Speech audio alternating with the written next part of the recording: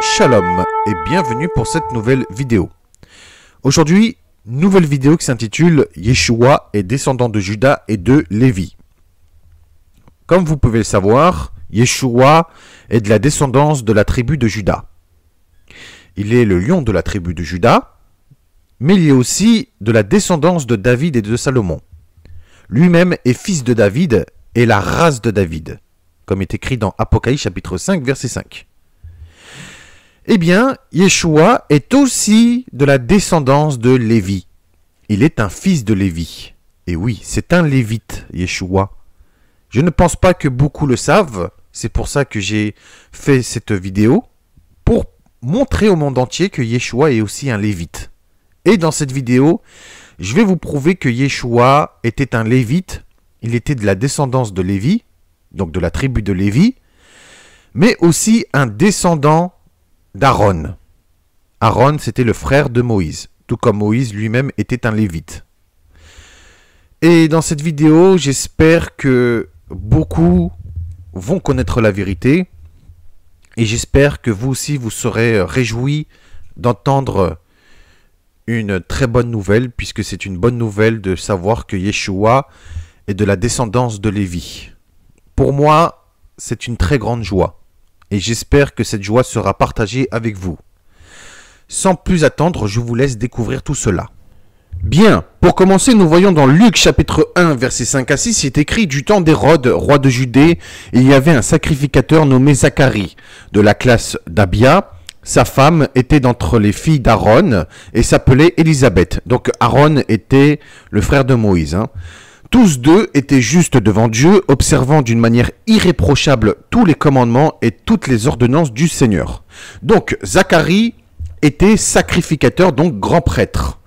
Et lui-même ainsi que Élisabeth étaient des Lévites, donc de la descendance directe d'Aaron. Élisabeth était stérile, mais l'ange du Seigneur, qui est Gabriel, apparut à Zacharie pendant le service du temple pour annoncer que le Seigneur a entendu la prière de Zacharie et qu'Élisabeth aura un fils qui s'appellera Jean.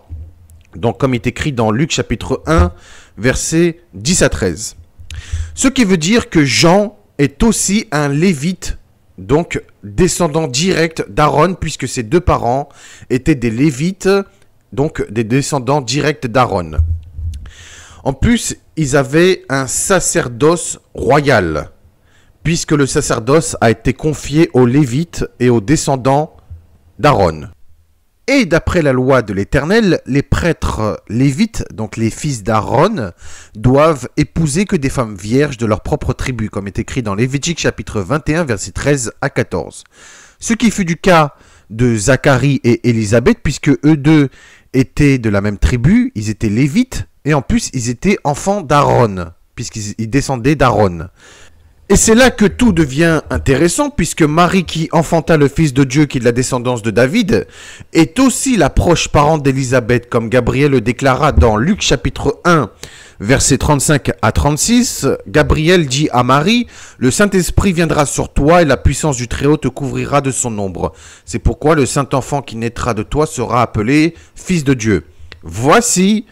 Élisabeth, ta parente, a conçu elle aussi un fils en sa vieillesse, et celle qui était appelée stérile est dans son 6e mois. » Ensuite, au verset suivant, Gabriel dit « Car rien n'est impossible à Dieu. » Donc, si Marie est de la famille directe d'Élisabeth, puisqu'elle est la proche parente d'Élisabeth, cela veut dire que Marie, tout comme Yeshua, sont aussi des Lévites, donc de descendance directe d'Aaron.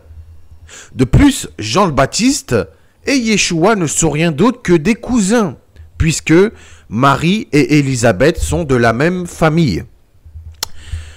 Alors, il y a des livres apocryphes qui précisent bien que Marie était consacrée au temple et qu'elle était une lévite, comme par exemple dans le protévangile de Jacques. Après, je ne sais pas pourquoi ils n'ont pas rajouté cela dans la Bible. Et je ne sais pas pourquoi dans la généalogie de Yeshua, ils n'ont pas précisé que Yeshua est un fils de Lévi, puisque Marie est la proche parente d'Élisabeth. De même, on peut se poser la question pourquoi il y a eu un trou entre les 13 ans de Yeshua, entre les 12 ou 13 ans de Yeshua jusqu'à ses 30 ans. Donc, moi je pense que le clergé a tout simplement, le clergé catholique ou autre, ou le Vatican, a tout simplement détruit des documents pour pas qu'on sache que Yeshua était un lévite, etc. Donc on peut se poser énormément de questions. Bien, concernant Élisabeth. Élisabeth était soit la tante de Marie, étant donné qu'Élisabeth était beaucoup plus âgée que Marie, et qu'Élisabeth a enfanté Jean dans sa vieillesse, cela semblerait être le cas le plus probable, soit sa cousine. Mais cela ne fait aucune différence de toute façon parce que cela fonctionne de la même manière. En plus, Marie est la proche parente d'Élisabeth, donc de la même famille. Alors, lui, Joseph, époux de Marie, était de la descendance de David. Il a épousé une vierge de la même tribu. Et la vierge était Marie, comme est écrit dans Luc chapitre 1, verset 27. Puisque Marie est aussi de la descendance de David, tout comme Yeshua, comme est écrit dans Matthieu chapitre 1, verset 1, Luc chapitre 2, verset 11 et Luc chapitre 3, verset 31, donc tout concorde. On voit là Yeshua qu'il est de la tribu de David, mais aussi un lévite, puisque Marie était de la descendance de David, mais aussi de la même famille qu'Élisabeth, et Élisabeth était une lévite. Puisque nous savons que le père de Marie, Joachim, était un descendant direct de David et Salomon, donc de la tribu de Juda, c'est pour ça que Yeshua lui-même aussi est de la tribu de Juda, le lien de Marie avec Élisabeth de la tribu de Lévi devait alors passer par sa mère. Donc, si Marie était une cousine ou une nièce d'Élisabeth, cela doit signifier que la mère de Marie devait être une sœur ou une tante d'Élisabeth. Ce qui signifie également que la mère de Marie devait également être une fille d'Aaron, de sang pur. Voilà. Voici comment nous voyons les choses. Si Marie et Élisabeth étaient cousines, alors la mère de Marie était une sœur de l'un des parents d'Élisabeth, qui devaient tous deux avoir été des Lévites de sang pur pour qu'Élisabeth soit appelée une fille d'Aaron et soit légitimement mariée à Zacharie le prêtre. Si Élisabeth était la tante de Marie, comme c'est le plus probable, donc la mère de Marie était une sœur d'Élisabeth. Voilà, peu importe comment on travaille, il en ressort de la même manière.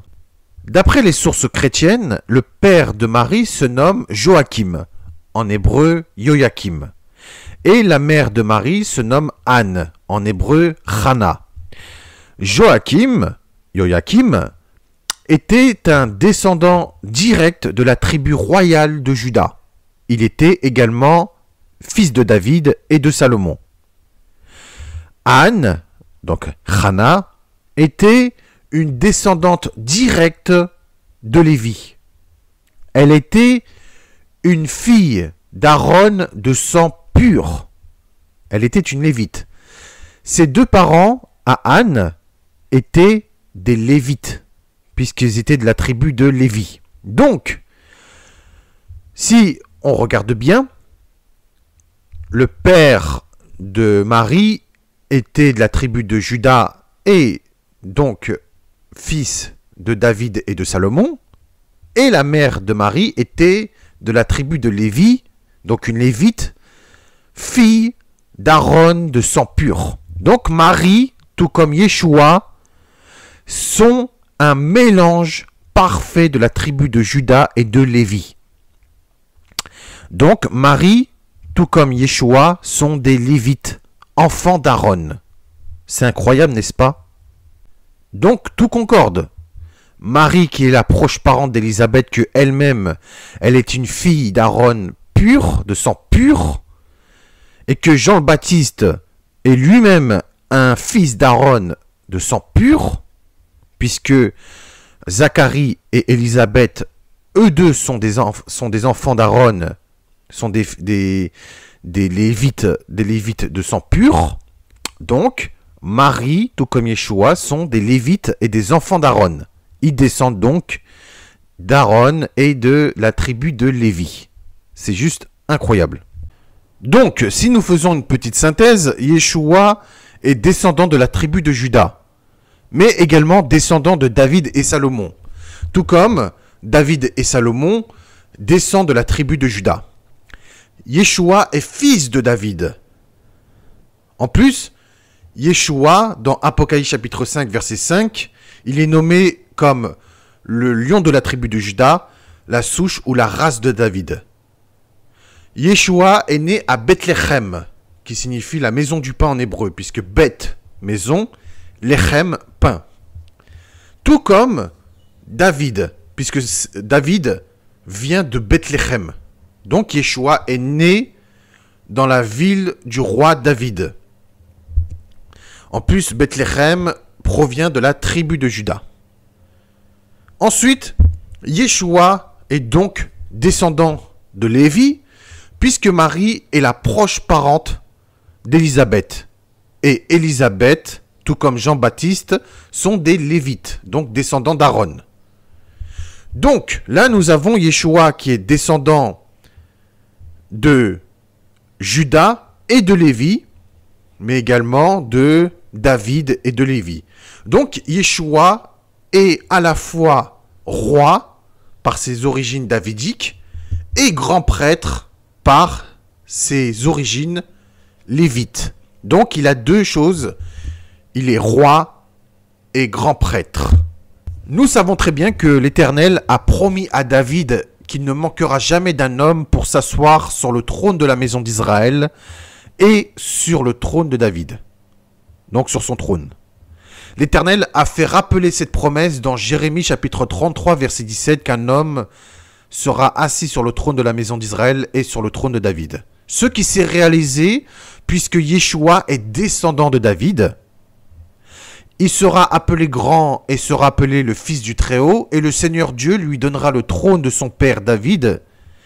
Il régnera sur la maison de Jacob, donc la maison d'Israël, pour toujours, et son royaume n'aura point de fin, comme l'archange Gabriel a annoncé cela à Marie, dans Luc chapitre 1, versets 31 à 32. Donc nous savons également que Yeshua est de la tribu de Juda. Ce que souligne également l'auteur de l'épître aux Hébreux.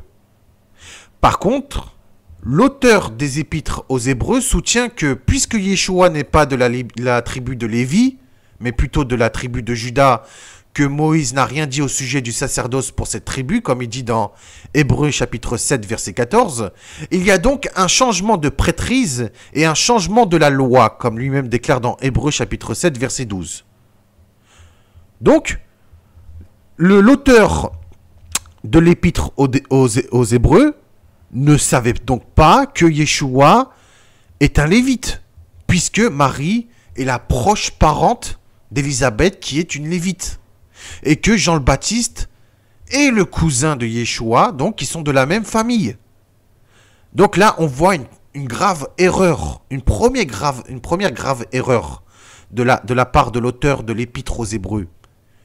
Puisqu'il a dit, non, Yeshua est de la tribu de Juda et non de Lévi. Pourtant, s'il aurait connu les évangiles, il aurait su que Marie est de la même famille qu'Élisabeth, qui est une Lévite, tout comme Jean le Baptiste, qui est le cousin de Yeshua.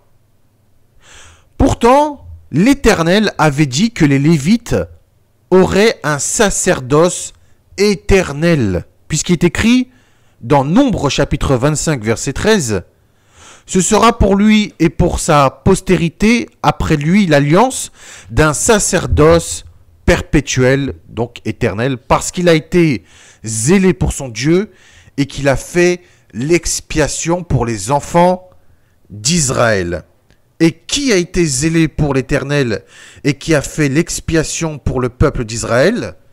Yeshua. Voilà. Donc, le sacerdoce des Lévites éternels n'a pas été aboli. La seule façon pour Dieu d'accomplir ses promesses, qu'il a faites à la fois à David et à la fois aux Lévites, et que le Messie soit des deux tribus. Et je vous l'ai dit, Yeshua est de la tribu de Juda, qui est descendant de David, et qu'il est aussi de la tribu de Lévi. Donc il est des deux tribus, Yeshua. Ce que notre auteur ne savait évidemment pas, c'est que Yeshua est exactement cela, puisque Marie est la proche parente d'Élisabeth, et Jean le Baptiste est le cousin de Yeshua. Yeshua est sans aucun doute un descendant et un mélange parfait de David et de Lévi. La preuve est dans les évangiles même. L'auteur de l'épître aux Hébreux a tout simplement tort à plusieurs niveaux.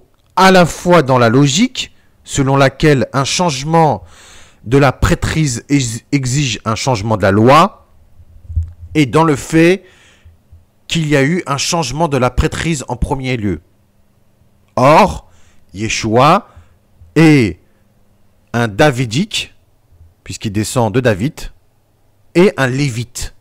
Donc, il n'y a pas eu de changement de sacerdoce, ni un changement de quoi que ce soit, et pas de changement de loi. Donc la loi de Dieu est restée la même. Rappelez-vous, Dieu a promis dans le psaume chapitre 110, versets 1 à 4, que le Messie serait assis à sa droite, donc à la droite de Dieu, en tant que roi, et sera sacrificateur comme Melchizedek.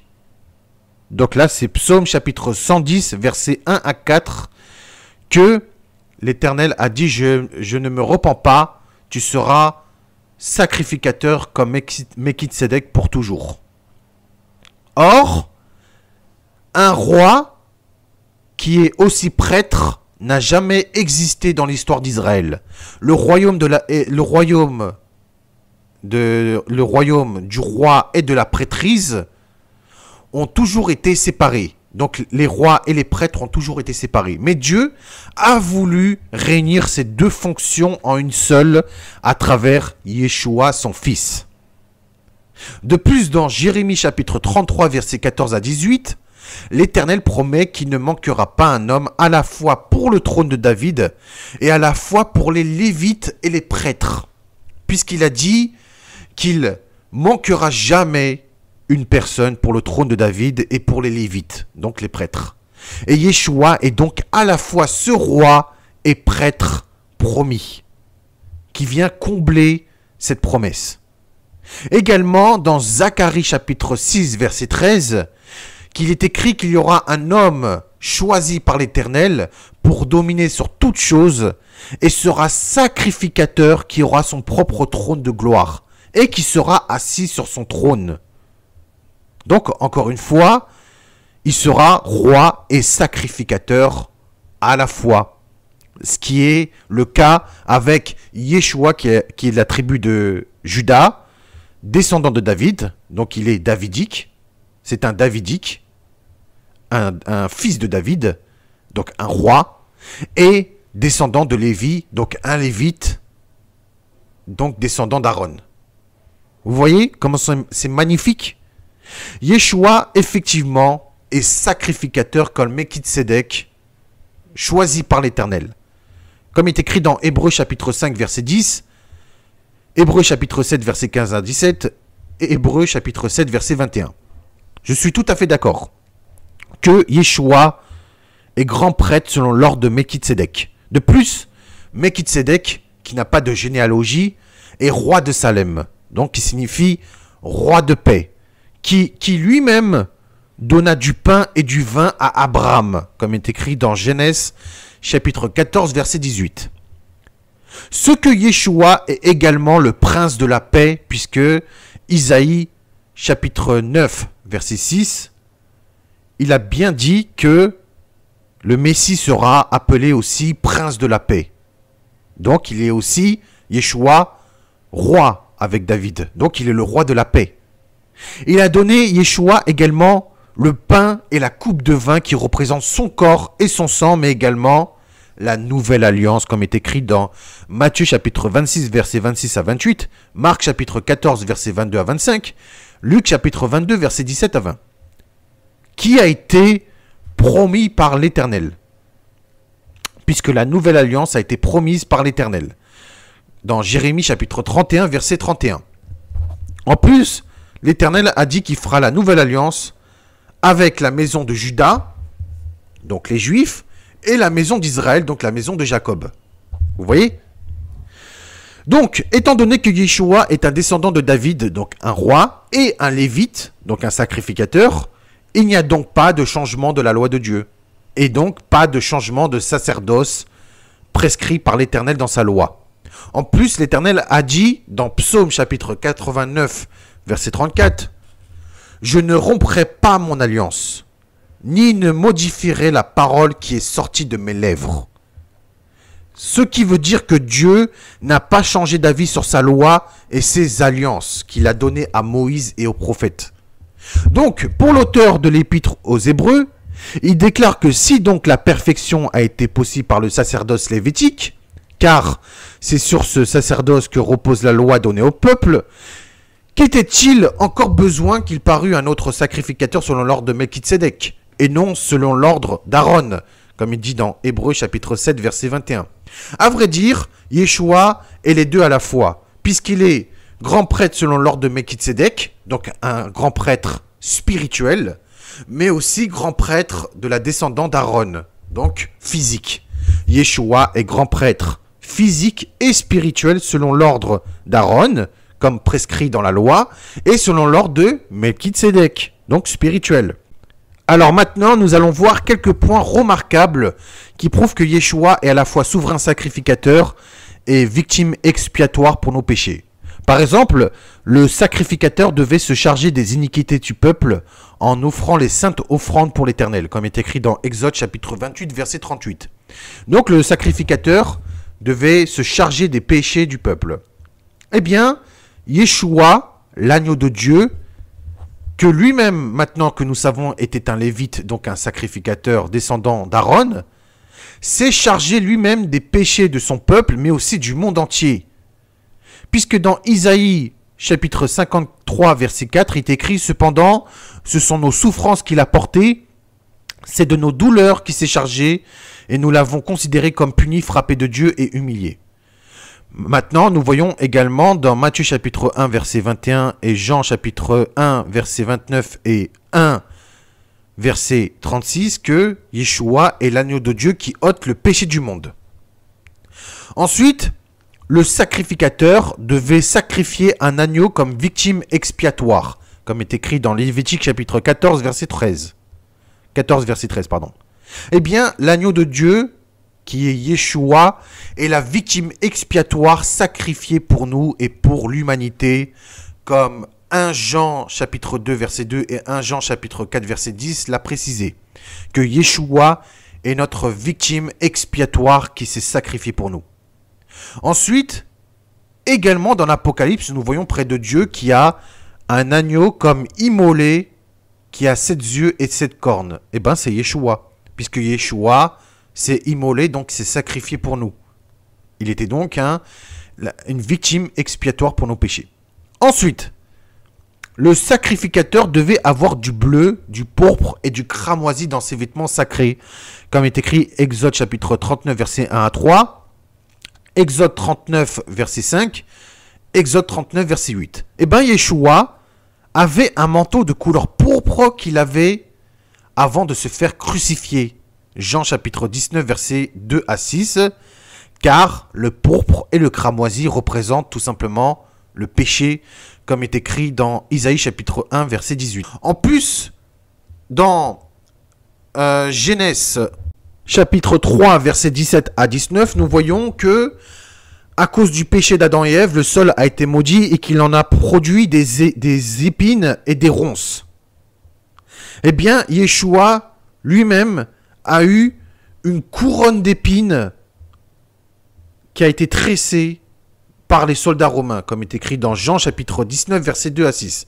Donc on voit que Yeshua avait même une couronne d'épines et un manteau de couleur pourpre. Cela prouve que Yeshua a porté le péché du monde sur lui, tout simplement.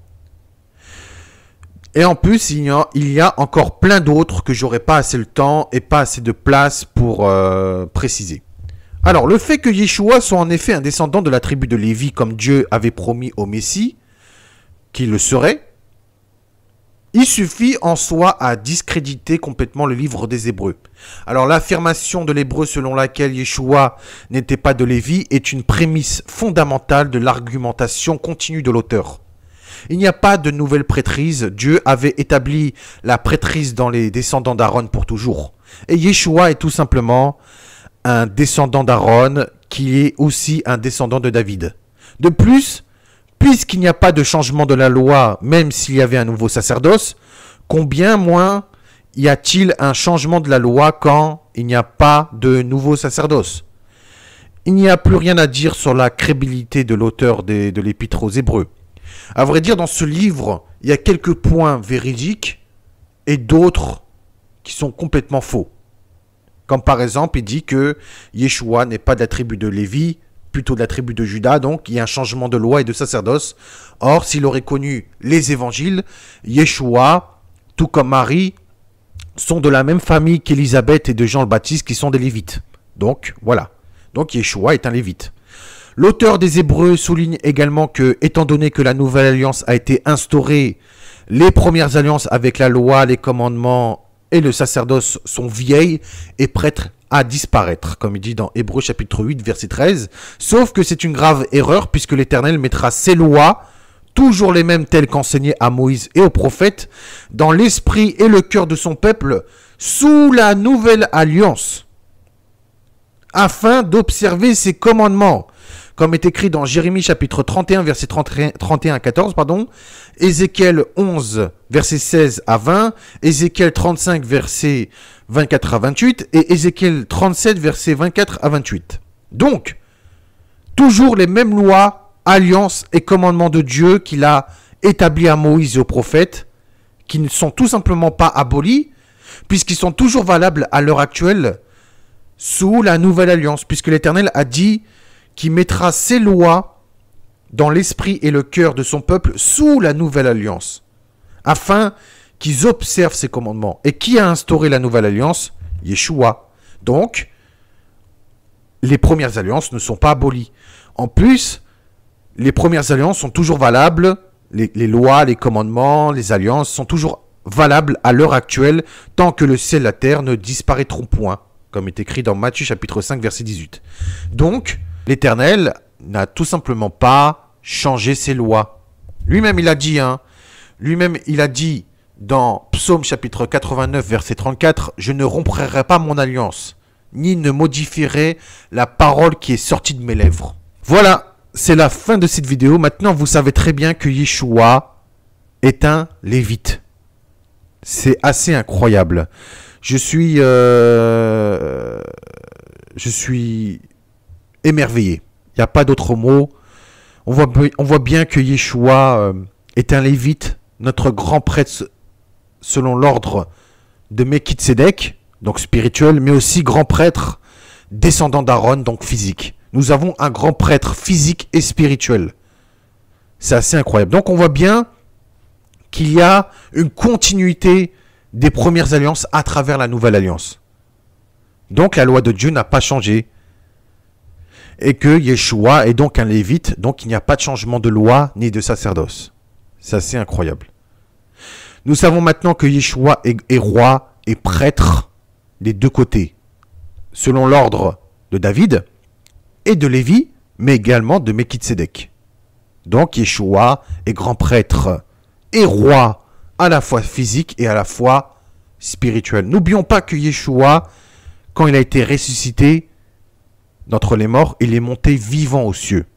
Donc on a bien un roi et prêtre vivant, donc physique et spirituel.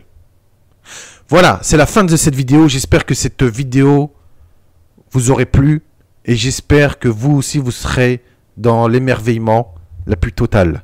Notre Machiar est vraiment quelqu'un d'unique et vraiment d'incroyable. Notre Dieu est vraiment incroyable puisqu'il a tout pensé à travers son Fils.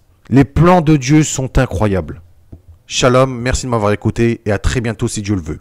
Shalom.